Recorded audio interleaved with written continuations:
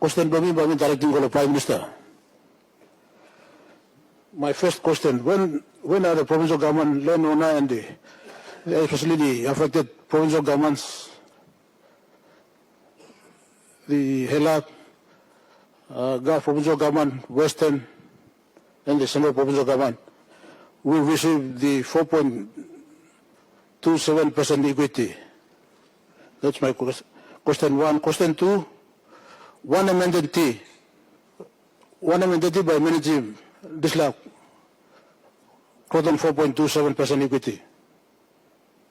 Question number three, once that 4.27% equity is made available, provincial government na landowners must be separated.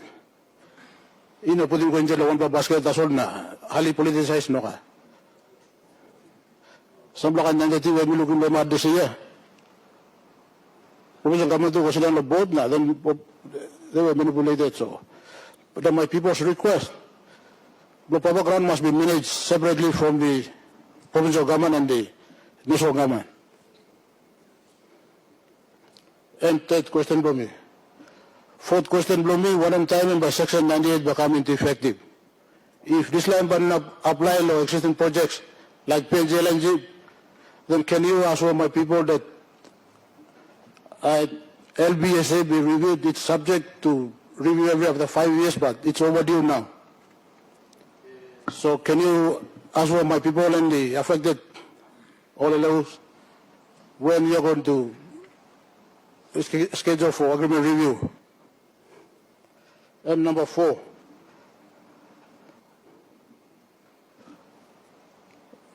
number five, well, now you may be more fuel crisis here, biggest law, Middle East war, Namelo, Iran, Israel. So fuel prices by going up.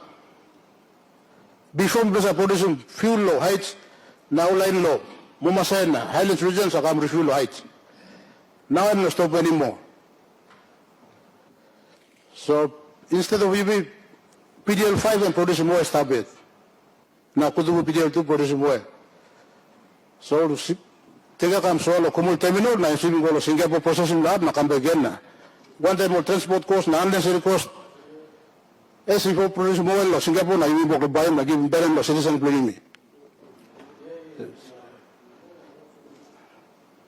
So government want them partners like Santos, want them ExxonMobil can come up now. Come up with them quick intervention strategy, logging relief flow, or people believe me. Fuel work flow yet PDL license area of PDL 5 from Moran, na PDL 2, Lokudubu and oil flow yet now. Thank you, Mr. Speaker. Honorable Prime Minister. All right. Thank you, Mr. Deputy Speaker. I want to appreciate the question by the member for Komo Hulia. In his electorate, you have PDL 1, it straddles PDL 1, PDL 7, PDL 8, PDL 9, PDL 5 and 6, as well as about 20% of PDL 2. So he's pretty much informed on the oil and gas business and the issues pertaining to those oil and gas sector and the interests that our country has in those projects. I want to reply straight to the 4.27% the equity of PNG LNG that is asked to this Parliament and to our country. This is a parcel of equity that is held, the parcel of equity that is held by now Kumul Petroleum Holdings Limited, a total of 16.57% share is held by Kumul Petroleum, and at 2008 or 9 thereabouts, when the umbrella benefit sharing agreement was signed between the landowners from the 5 provinces of PNG LNG and the 5 provincial governments and PNG government, the then Prime Minister Grand Chief Sir Michael Somare, at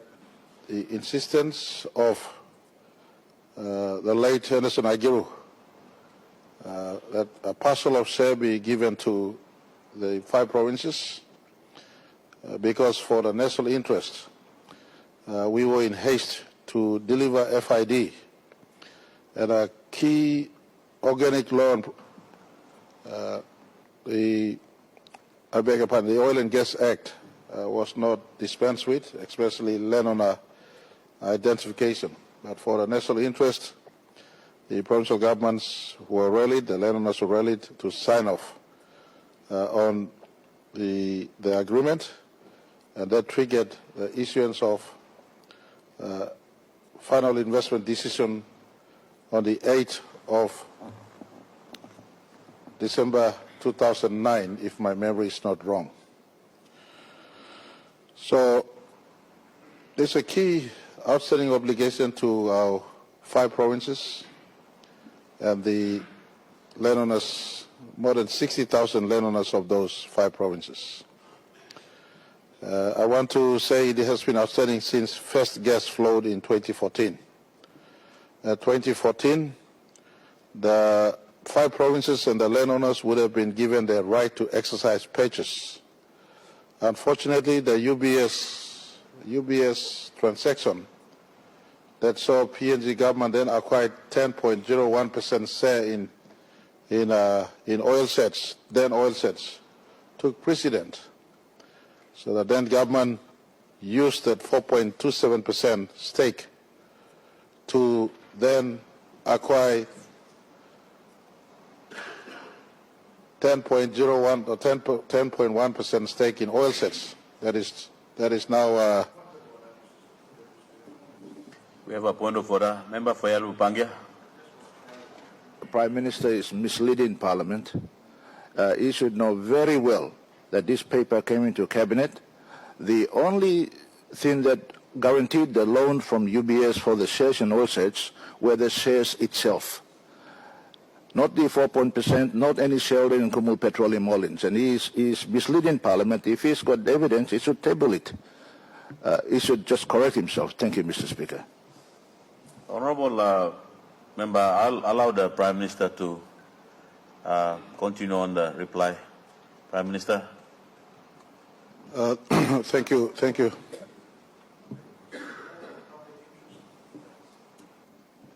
Said about this particular transaction, Prime Minister is continuously misleading.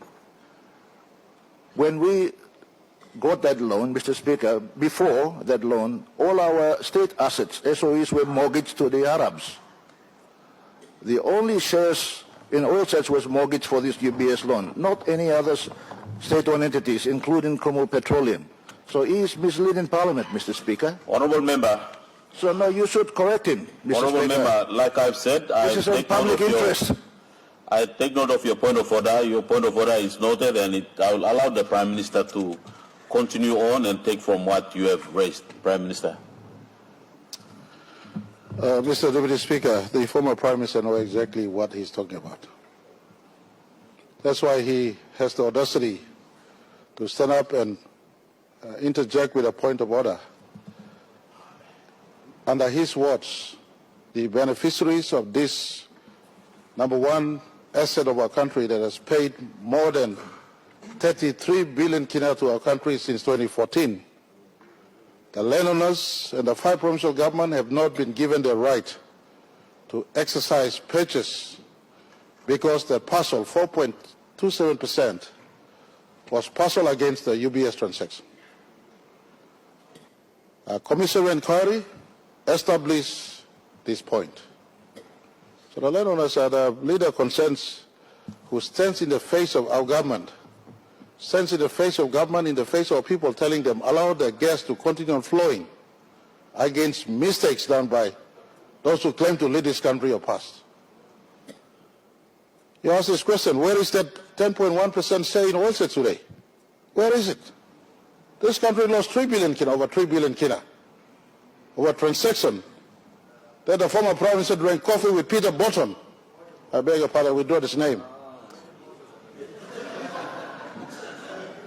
Honourable Member for Yale Bupangia. I know the Prime Minister is getting emotional. Honourable Member, before you speak, I'd like to make this clear that please bring up a point of order. Let's not put a debate on what question that the members have when the raised. Prime Minister is continuously misleading Parliament and the country, it is my duty, Mr. Speaker, to correct him.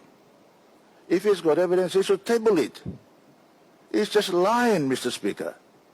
He knows very well that the landowners could not afford the price that they were given to pay for those shareholders.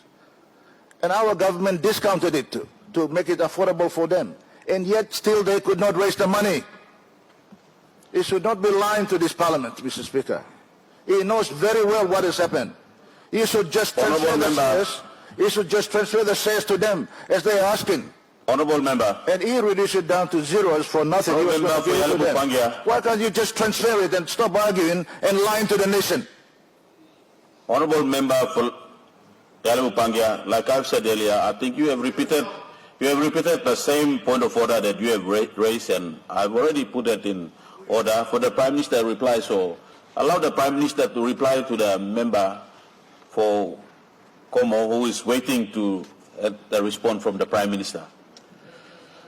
Prime Minister. Thank you, Mr. Deputy Speaker. Commission of Inquiry established that the member for Yellow Bupangia lied under oath. So when you talk about lying, an inquiry established you lied under oath. You have no right to lecture me on lying or not lying. Honourable Prime Minister, we have a point of order from the opposition leader. Deputy Speaker, as we engage in this light banter, we are missing the question raised by the honourable member. So if the Prime Minister could simply respond to the questions. Thank you, Deputy Speaker. Honourable opposition leader, your point of order is in order. I will allow the Prime Minister please respond direct to what the member have raised. Thank you. Mr. Deputy Speaker, I do apologize to the Chair and to the members of Parliament. The fact remains, since 2014, the gift from Grand Chief Somare was squandered. The opportunity to the landowners was never given in 2014. No opportunity was given to them. A couple of years later, addition took place to reduce value of that gift by half, and that we placed on record. Only the Cabinet made this offer a couple of years later. But on record, when first guests arrived in Japan, no offer to purchase 4.27% was conferred to the 5 provincial governments and to the 60,000 landowners, and I thank them for the patience to hold this project up till this date. This was a gift to the 5 provinces and the landowners, and Grand Chief Somare, late Agiru, and myself, 3 of us, was on a boat owned by Peter Bata outside of Kokomo Beach Bungalow when this gesture was made, so we could secure landowner signature before 8th of December 2009. Remember, Yellow Pangia, you were never involved in these things. You squandered our people's resources when it matters most. Sit down and talk some more time. This project would have been closed if some of us are not around. You squandered our people's resources. So no can talk to Plani. Sometimes sit down and enjoy lively in Parliament.